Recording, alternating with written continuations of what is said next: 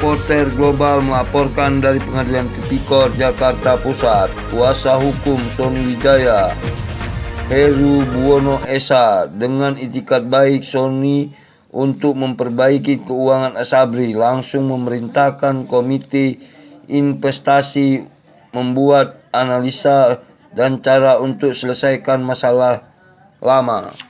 Buwono ya, Buwono, penasihat hukum Letnan Jenderal TNI Purnawirawan Sony Wijaya. Sony Wijaya, Pada persidangan hari ini adalah pemeriksaan saksi-saksi, 6 orang saksi, yang rata-rata mereka adalah dari PT Asabri ya. Dan dari 6 saksi tadi sih masih dalam ranah kebanyakan di SOP ya. SOP. Jadi masih bicara job desk masing-masing, kemudian apa yang dia lihat, dia ketahui dan dia jalani yang sesuai dengan job dia. Jadi ini tadi belum ada hal yang krusial dalam membongkar perkara ini ya. Jadi fakta-fakta yang kita dapatkan hanya fakta-fakta yang lebih ke arah ke normatif semua. normatif ya. Masih di dalam taraf-taraf normatif ya. Sehingga tidak ada perdebatan sengit di dalam pemeriksaan hari ini.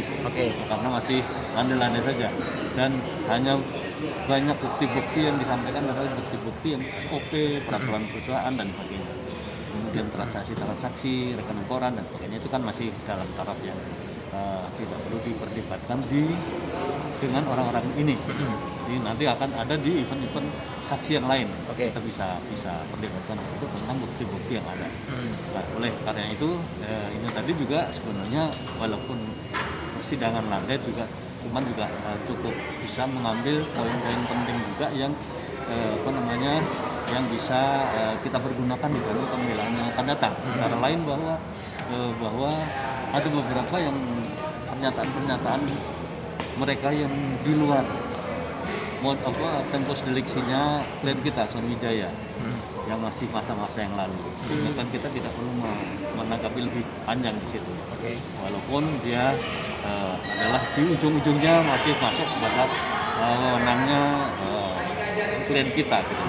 Akan tetapi itu biasanya kan cuman tidak perlu dibahas lebih dalam lagi ya, karena kan banyak ketidaktahuannya dari saksi-saksi tadi, banyak ketidaktahuannya tentang transaksi, tentang keputusan dan sebagainya, bagaimana komite investasi bekerja dan sebagainya. Terus yang terakhir juga ini tadi kan hanya mengenai kepatuhan hukum ya. Akan tetapi beliau juga tidak mengetahui banyak tentang transaksi saham yang dilakukan, karena dia juga tidak terlibat di dalam pembahasan tentang perencanaan maupun pembelian transaksi saham ataupun reksadana gitu. Sehingga dia juga banyak tidak tahu. Ya kita tidak bisa menggali lebih dalam lagi dari saksi-saksi yang sekarang ini ya. Gitu. Itu sebenarnya gitu. Jadi keterangan